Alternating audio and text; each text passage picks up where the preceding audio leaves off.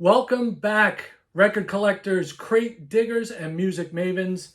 This is Ant on Music. I'm your host, Ant. This week, we're going to take a look at two new releases. And I don't know about you guys, but I have a tendency to go down rabbit holes. I start listening to one thing and that reminds me of something else, and then I end up somewhere else. So we're going to take a look at a few of those rabbit hole releases, I guess, if I want to put a name to them. First thing we're going to start off with is Opeth. Okay, a couple of reasons for that.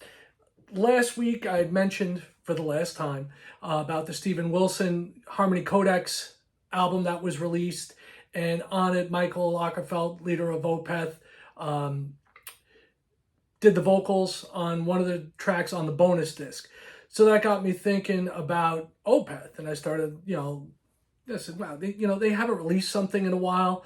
It's been a few years. Let me take a look and see if they've got anything, coming down the pipe. And sure enough, they do. What I found out is they are going to release a 20th anniversary edition of the album Damnation, which kind of was like where they made a big turn and they lost some of their death metal enthusiasts and picked up a whole bunch of other people. And it's a great album, and they also recorded a live album from that tour, and that's what I wanted to show you. I've owned this album on CD and DVD, and now it's finally got a vinyl release. This is the original 3-disc edition of Lamentations live at Shepherd's Bush Empire from 2003. That coincides with the Damnation's album, and this is a great live document of the band at Shepherd's Bush Empire. It's got one DVD and the album spread across 2 CDs. So what they did was they took that. If you notice the artwork here, that's the original artwork on the album, and they updated it. And this is what the updated first time on vinyl edition of the Damnation live show, or live at Shepherd's Bush Empire show. It's got a phenomenal track list. It's got Window Pane on here, In My Time of Need, Death Whispered a Lullaby, Hope Leaves, To Rid of Disease, Harvest, Weakness, Master's Apprentice, Drapery Falls, Deliverance, The Leper Affinity, and Fair Judgment, among other tracks. It's a basic black vinyl album. It's got some cool pictures of the band inside the sleeves. Like I said, it's a heavyweight black vinyl album on the world famous Music for Nations label. If you go back to 80s metal, there was a lot of great stuff released on Music for Nations. So this is the first time this was released on vinyl. And I came across this album basically trying to find out stuff on Opeth, and I found out they have the 20th anniversary edition of this album coming out later this year. In mid-December it's coming out. I think the release date is scheduled for December 15th. So just in time for the holidays, if you have any Opeth fans out there, you'll be able to pick them up, the updated version of the studio album. This is the live one. This actually came out, I believe, back in about I want to say, I think it says 2016. 2016 this album came out on vinyl for the first time, and because I was looking for the other one, I happened to stumble across and find that was available. So right away I ordered it. It arrived a few days later, so I've been listening to it pretty much nonstop. It's the same track listing, but it's nice to have it on vinyl. It's got the cool new artwork. I dig their stuff very much. If you know anything about the album, it's kind of split into 2 parts. There's the lighter, more acoustic sign, very folksy sign, European folk type stuff that Opeth does, and they do it very well. They have some great intricate guitar work acoustically. And then you have the heavier death metal end of it towards the end of the album. Another thing that got me thinking last week was the Ozzy album. And there's actually 2 tie-ins this week with the Ozzy album. The first one, obviously we had a tie-in last week between Ozzy and Sabbath, But, you know, I was happy to see Zakk Wylde back in the fold, and it made me think of his solo output, but not the Black Label Society stuff. You know, it's that time of the year, it's autumn, leaves are falling, cool breezes in the air, you know, things kind of mellow out a bit. So it made me think of back when he put out his more mellow stuff, or I should say more, you know, this album, especially Pride and Glory, this was the first one that he released. And, you know, this was, you know, along the lines of like almost like Leonard Skinner, you know, very Southern rock sounding. You can see the guys there in the band. You got Brian Ticci and James Lomenzo. James Lomenzo, you might know from White Lion fame, and also he's had stints in Megadeth, and he's a monster bass player. He's a New York guy. Actually, one of my roommates from college, that's his first cousin. He's a Staten Island guy. This is a great album, Pride and Glory. If you've never heard this, it was their one-off that they put out. You know, kicks off with Losing Your Mind, has Horse Called War, Shine On, Harvester of Pain, Sweet Jesus, Troubled Wine, Machine Gun Man, Cry Me a River, Found a Friend, Hate Your Guts, which is a great goof song. And it also has Mother Mary and Machine Gun Man acoustic versions on this album as well. They included a download card, which when they released the CD of this, the re-release of the CD, they included bonus tracks, which were covers of Black Sabbath's The Wizard, Torn and Tattered, In My Time of Dying, from Zeppelin, Hammer and the Nail, and Come Together. This vinyl release that came out last year is a funky clear and green sort of splatter. Plays well, sounds great. If you dig this end of Zakk Wylde, you know, you've probably heard of this one. And it also made me go down the rabbit hole. And down the rabbit hole I went. And, you know, there were 2 Book of Shadows albums. You know, another gatefold album. It's got some cool vinyl too. It replicates the album artwork from the CD. You know, it has some great tracks on here: Between Heaven and Hell, Road Back Home, Way Beyond Empty, Throwing It All Away, Dead as Yesterday, I Thank You Child, Peddlers of Death. It's a solid album. Much more acoustic based than the Black Label Society stuff. It's double vinyl. I'll show you one of the slabs here. It's a funky Coke bottle green with white splatter. Very funky looking. All right. It's got the statue of Mother Mary on the label. It's a good listen. Another one sounds fantastic. The vinyl's beautiful. You know, really dig it. Like I said, when I go down the rabbit hole, sometimes I go way down deep. And I certainly did, because I ended up Book of Shadows 2. Zakk Wylde again. Okay.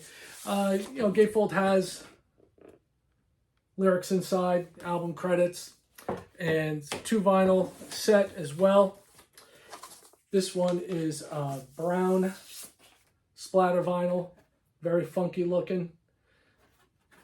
It's got the skulls and tree from the album cover on the front. And this is also much more the acoustic based stuff as opposed to the more balls out rockers that you hear with Black Label Society.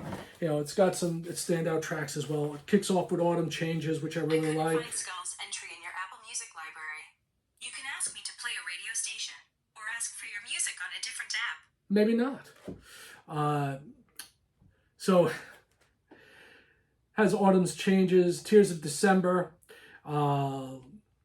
Let's see what else. Darkest Hour, Forgotten Memo, Yesterday's Tears. You know, it's pretty strong album as well. So if you dig that side of Zakk Wylde, those 3 are definitely worth checking out. The last 2 things I have to show for you are 2 new releases that came out this week. These all came back, the Zakk Wylde ones came back out in 2022. And like I said, because of the, Zakk guesting on the Ozzy album, or being back where he belongs on the Ozzy album, Patient Number 9, which I found an alternate cover of. You can see that in the previous video.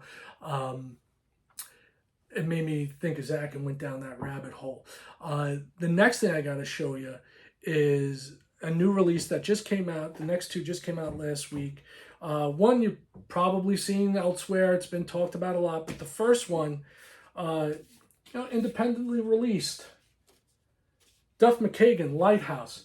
Not sure what's going on with the cover here. Not the best album cover. Probably if I saw this in a record store not knowing that it was coming out, wouldn't be too appealing to me. But I will tell you this.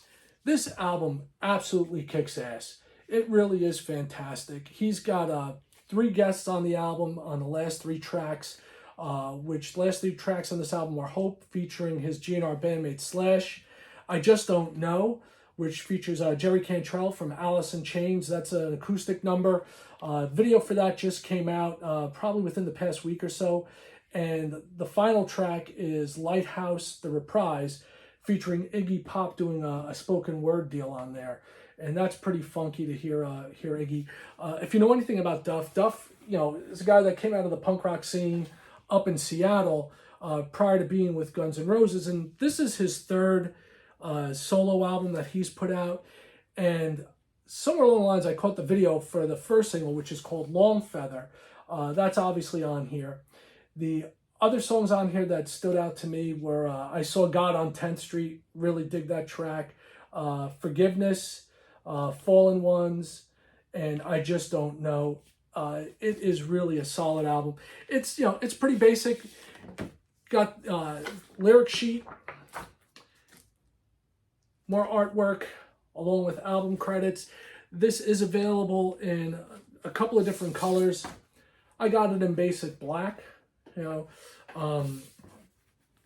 know why. Just wanted the album, wanted it fast. Got this as quick as I could get a hold of it. I didn't want to wait for one of the vinyl variants in red or green.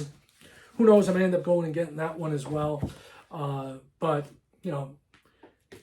really is a good album. Duff's voice is solid on this. It's not to knock Axl, but I'll say I saw Guns N' Roses live this summer, and Duff took the vocals on an Iggy Pop song. Like I said, he comes out of the punk rock scene. He loves Iggy, and he did a great job on vocals. His voice was stronger, clearer, easier to understand than Axl was. And I get it, Axl's been performing for forever and really, beating up his voice. But, Duff's no slouch. Do yourself a favor, give this album a listen, pick it up. It's worthwhile. Like I said, Duff McKagan, Lighthouse, excellent album. Something you wouldn't expect from one of the sidemen of Guns N' Roses. He really does an excellent job, all the way around, top to bottom. It's an excellent album. Last thing I'm going to show you has probably been seen all over the internet for a few weeks now, and that is the Rolling Stones. The Rolling Stones have returned, and this one is called Hackney Diamonds. And I gotta say, I was pretty impressed. They haven't put out an album since before my kids were born. The last time they put out an album was 2005. This is the indie record version, which there's a few indie versions, but this one is clear, crystal clear.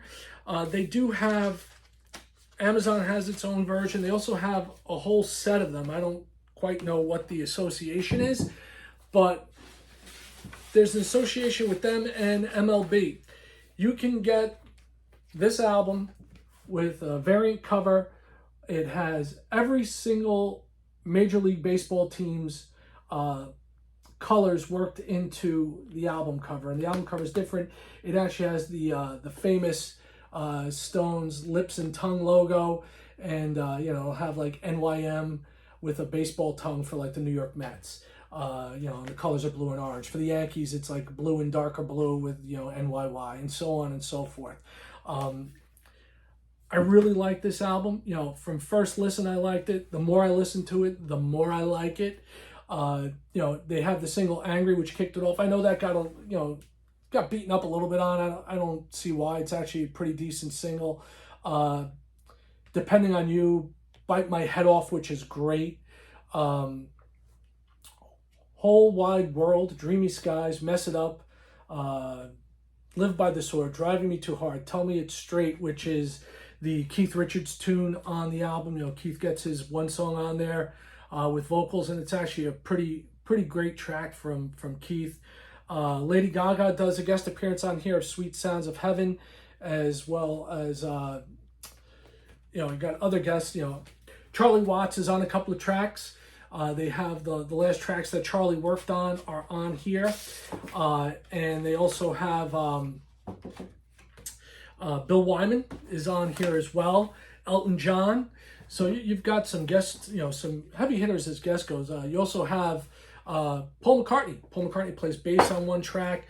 And that track is kind of punky. That's Bite My Head Off. That's it's pretty ballsy even by the Stones standards. You know, for these guys that are almost 80 years old, they're still, you know, still kicking some ass.